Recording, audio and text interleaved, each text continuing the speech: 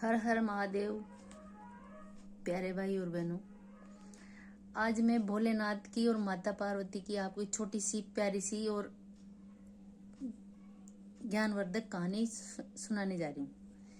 ये कहानी ऐसे है, इसमें आपको हंसी भी आएगी और आश्चर्य भी होगा और कुछ सीखने को भी मिलेगा, दोनों चीजें। तो भोलेनाथ और माता पार्वती भ्रमण के लिए निकले। तो रास्ते में जा रहे थे तो एक भील और भीलनी दोनों दंपति जा रहे थे। तो वो बहुत गरीब थे। आपको पता, भील आदिवासी जाति में आती है, तो उनके पास ऐसा कुछ होता नहीं है कि वो अपना जीवन मतलब इतना जानते नहीं है, या इतना गरीब होते हैं जो मिल गया जो खा लिया पी लिया, ऐसे है कि रोज का काम रोज हो जाए। ठीक है। तो माता पार्वती ने भोलेनाथ से कहा कि भोलेनाथ देखो कितने गरीब है बेचारे, इनको कुछ दो आप। माता पार्वती तो माता है, तो वो तो सबके बारे में सोचती है, तो माता है तो फिर उनका मन वैसा ही होता है, दयालु। पर भोलेनाथ है, वो तो उनको तो सब आदि अंत सब पता है ना। तो महादेव बाबा मुस्कुराए और बोले, देवी आप जिद मत करो, इनके भाग्य में नहीं है।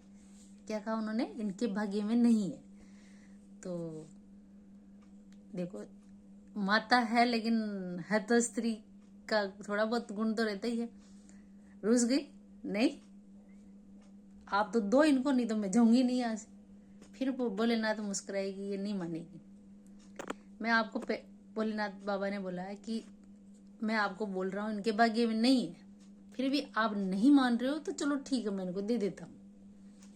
तो माता पार्वती खुश हो गई। तो क्या दिया उनको? सोने का घड़ा। कैसे दिया? बोला कि देखना, सोने का घड़ा। क्या किया उन्होंने? उनके रास्ते पर वो चल रहे थे जिस रास्ते पर, तो उससे थोड़ा सा दूर रास्ते के, जिस रास्ते से जा रहे थे उसके बीच में रख दिया, भाई आएंगे तो ले लेंगे। ठीक है। तो माता पार्वती खुश हो गई। अब ऐसा वो दोनों चलते गए। फिर अब जिसके भाग्य में नहीं होता उसको कैसे मिलेगा?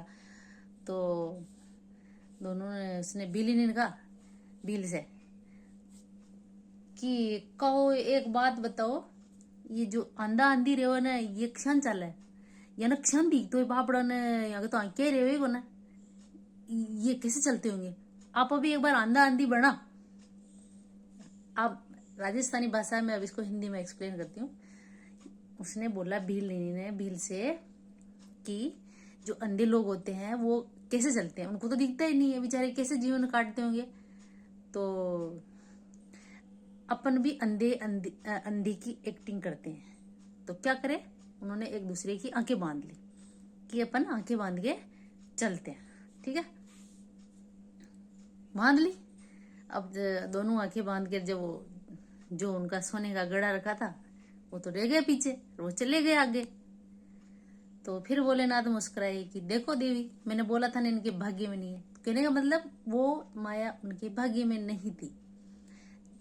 कभी कभार जब भाग्य में नहीं होता है तो इंसान को नहीं मिलता है। तो महादेव बाबा ने बोला कि भाई उनके भाग्य में नहीं है, तो उनको नहीं मिला। तो कहने का मतलब ऐसा नहीं कि भाग्य में नहीं है, नहीं मिलता, अपन मेहनत करते तो मिल जाता है। समझ रहे हो? मेहनत करने का मतलब वो आंख खोल के चलते, उनको यदि वास्तव में वो चीज पाने की इच्छा होती तो वो पा भी सकते थे, पर उनको उनसे कोई लेना देना नहीं है। वो चाहते हैं कि सुबह का जुगाड़ शाम का जुगाड़ हो जाए, डेट्स ऑल। ऐसा रहता है उनका, जो ये वाली बात है। तो ये इतनी सी कहानी थी। हर हर महादेव, जय भोले शंकर।